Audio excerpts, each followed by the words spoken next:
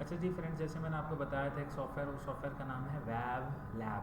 जो हम data PCB यानी प्रोटीन डेटा बैंक से डाउनलोड करते हैं अपने पास, उसको हम यहाँ पे खोलते हैं और वो कैसे फाइल के अंदर आते हैं और ओपन के ऑप्शन के अंदर आते हैं। और मैंने जो फाइल अपने पास सेव की थी उसका मैंने नाम रखा था 1EGT रॉ। इसको हम सेलेक्ट करते हैं। जैसे हम इसको सेलेक्ट करते हैं तो आपके सामने उसका स्ट्रक्चर खुल के आ जाता है, जो कि कितना कॉम्प्लिकेटेड है। और वहाँ पे जो वेबसाइट थी वहाँ पे आपको इतना डिटेल स्ट्रक्चर उसका नज़र नहीं आता था। और वैसे ही अगर आप इसको स्क्रॉल करके जूम इन करना चाहें तो इस प्रोटीन के अंदर जो अमाइनो एसिड हैं वो इस तरीके से अरेंज हुए हुए हैं और जो कि बहुत ज़्यादा कॉम्प्लिकेटेड है। इसके अंदर 17 फ्रेगमेंट्स मौजूद हैं और अगर हमें उनके फ्रेगमेंट्स की विंडो की इन्फॉर्मेशन चाहिए तो हम यहाँ पे कहते हैं न्यू हायर की विंडो। न्यू हायर की विंडो करते हैं तो ये 17 फ्रेगमेंट्स है, बहुत सारे, और हर फ्रेगमेंट के अंदर बहुत सारी उनकी डिफरेंट वैल्यूज़ हैं। उसको हमें देखना हो तो सबसे पहले हम उनको अनजिप करते हैं। सबसे पहले हम उसको जिप करते हैं देखने के लिए, क्योंकि ये हर हर एक फ्रेगमेंट के अंदर इसकी बहुत इन्फॉर्मेशन है। तो हम इन सारी चीज़ों को बंद करते हैं ताकि हम एक व्यू के अंदर देख सकें, जो कि आप लेफ्ट हैंड साइड पे देख रहे हैं। मैं बार बार बंद कर भी रहा हूँ। ये हमारे पास 17 फ्रेगमेंट है। अब हम इस 17 फ्रेगमेंट को इंडिविजुअली देखना चाहें तो देखिएगा, जैसे मैं क्लिक करूँगा तो यहाँ पे कुछ येलो येलो पार्ट आपको नज़र आने लगा। सिमिलरली अगर मैं दूसरे फ्रेगमेंट पे क्लिक करूँगा तो इसका दूसरा पार्ट नज़र आएगा। ये वाले फ्रेगमेंट पे क्लिक करूँगा तो इसका तीसरा पार्ट, ये चौथा पार्ट नज़र आएगा। अब मैं ये चाहता हूँ कि इन 17 फ्रेगमेंट को मैं अपने पास इंडिविजुअली सेव करूँ। तो मैं सबसे पहले इस पर क्लिक करता हूँ, पहले फ्रेगमेंट पे, फाइल के ऑप्शन के अंदर जाता हूँ। यहाँ पे ये है सेव एज का ऑप्शन।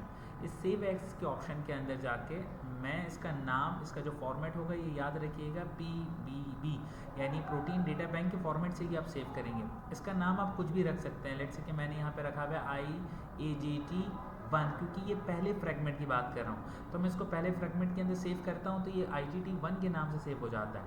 सिमिलरली अगर मैं दूसरे फ्रेगमेंट को सेव करूँगा तो ये IGT2 के नाम से सेव हो जाएगा। मैं आपको करके बताता हूँ। मैंने दूसरा फ्रेगमेंट सेलेक्ट किया है, मैं यहाँ पे आया, मैंने इसको दबाया Ctrl+C।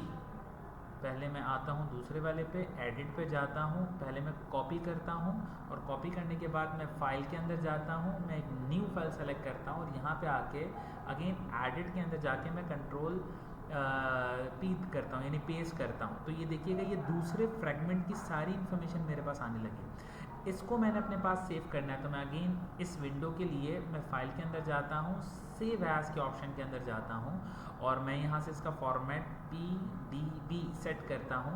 और मैंने चूँकि इसके अंदर ही मैं सेकंड फ्रेगमेंट की बात कर रहा था तो मैंने इसकी वैल्यू को सेकंड में सेव कर लिया और जैसे आप सेव का बटन दबाएंगे तो ये आपके पास सेव हो जाएगा। इसी तरीके से आपको ये सारे फ्रेगमेंट को सेव करना होगा। एग्जाम्पल के तौर पे ये 17 सेगमेंट है और ये है अब इसका 18 सेगमेंट। ज़रा देखिएगा, ये इसका 18 सेगमेंट है। इस 18 सेगमेंट के अंदर मैं गया, मैंने कहा कि मैंने इसको कॉपी करना है और एक नई फाइल के अंदर जाके मैं इसको पेस्ट करता हूँ। तो Ctrl+V दबाया, मैंने कीबोर्ड से भी कर सकते हैं। ये Ctrl+V दबाया, Ctrl+V यानी हमारे पास 16 फ्रेगमेंट है। इस 16 फ्रेगमेंट को अब मैंने सेव करना है तो सेव एज के ऑप्शन पे जाता हूँ। अगेन मैं इसका फॉर्मेट चेंज करता हूँ, इसका फॉर्मेट PBB होगा।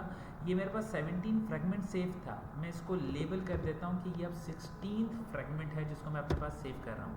तो अब ये 16 फ्रेगमेंट मेरे पास सेव हो गया।